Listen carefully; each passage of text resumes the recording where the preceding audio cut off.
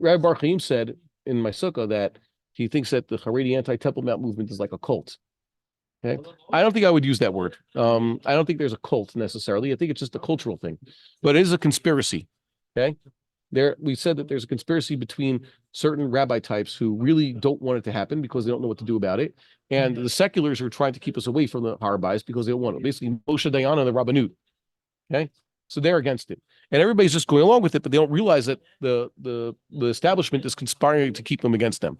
So I would imagine American rabbis were hearing these words, for example, and they're scandalized, saying that that's what we follow from our rabbis. You know, the whole no going to the Temple Mount. It's not a cult. It's psak, right? So I don't think so. My experience says that. Thanks. We're doing something. My experience is that too often no one looks into these matters and their opinions are outsourced. Really, you should be studying the Torah, right? You study, let's say Rambam, you would never have a Havamina that you can't go to the Harbayis. Okay. And even though there are machlokasin, you never get an opinion that says, you know what, just stay away from there. You would never get to this point saying you have to sit down and not do anything that's redemptive. You cannot look forward to the Messiah coming. You can't start proceeding to the land of Israel or building the temple until the Mashiach comes. You would never come to those types of ideas. People are outsourcing their Torah study. Most of the response is, well, I don't know. I don't know this issue at all. I'm not the mechanic, right? And I rely on so-and-so.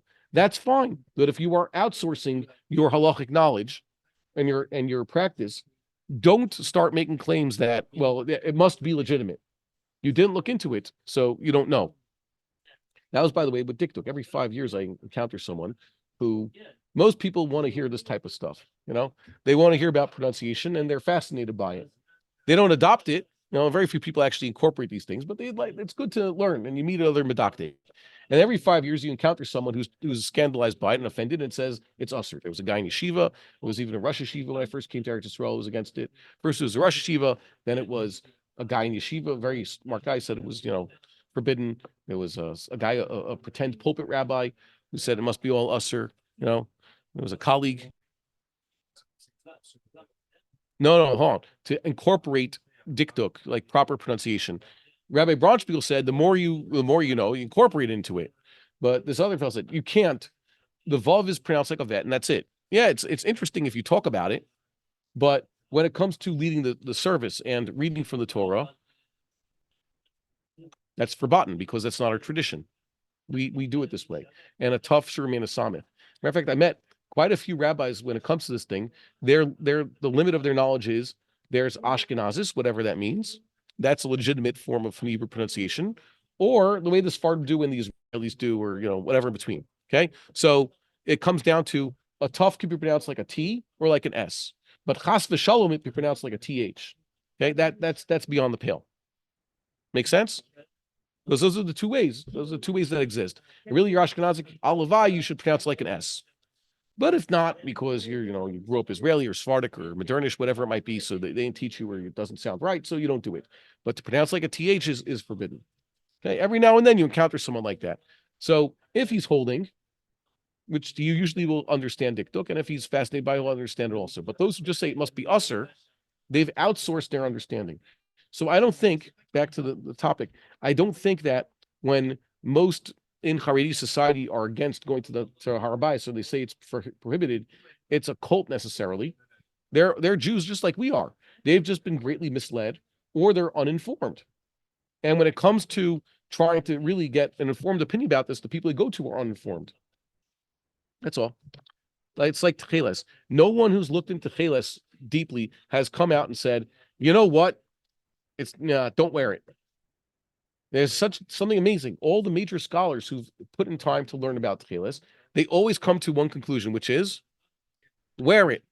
And it's either that they're fully convinced, or it's a good enough suffix that you have nothing to lose. But no one worth his salt has actually looked into all the entire matter and looked at all the information and not been convinced to wear it. And same with Harabais. Every day you see different Rabbanim types. Men in their 70s, peers, knowledge, Talmidim, comes to the conclusion, yeah, this was always permitted. If it was so forbidden, let's say Chil Shabbos, no one's going to light a match on Shabbos. No one's going to start plowing on Shabbos. By the way, there's very little malacha we don't do. Like 39 malachas, like you have to get a book and tell you, oh, people used to plow and winnow and things like that. So we don't do that anymore, right? Or dye wool. Very surprising. Yeah. So on Shabbos, it means we don't write, and we use nothing electrical because we don't use electrical stuff on Shabbos. We don't write, we don't cook, we don't launder our clothes. Okay, those are malachas we basically avoid on Shabbos. Everything involves fire, cooking, writing, and laundering clothes. Borer, yeah, even that. How much borer are you really doing on Shabbos? Comes around, most of your food doesn't need borer, right? Like what? Like squeezing fruits. Yeah. But we have pre-squeezed juices already. You don't make there's only two things that really derisa isser on Shabbos. What are they? Grapes and olives, right? Most of us are not going to squeeze grapes for grape juice on Shabbos unless we're stuck on some desert island like my father-in-law was. What? What? Yes, crushing the ice is fine, but that's just the malach. That's a isser derabanan. I don't think it's derisa. This with schita, okay. Actually, squeezing the grapes, it's only grapes and olives. Okay, the true juicing is grapes and olives. No one makes olive oil around here, and most people have wine or grape juice before Shabbos. Okay, no one's desperate enough. My neighbor, when he doesn't have grape juice for Shabbos, he sends his kid over to get a bottle from me. Okay, he doesn't start squeezing grapes. Okay, that's not how it goes. So most of us don't encounter malachas. So we already avoid malachas on Shabbos, right? So these rabbi types, they didn't just become a Chalei Shabbos like all their lives. They knew malacha on Shabbos is strictly forbidden, and then they came around to it. You know what?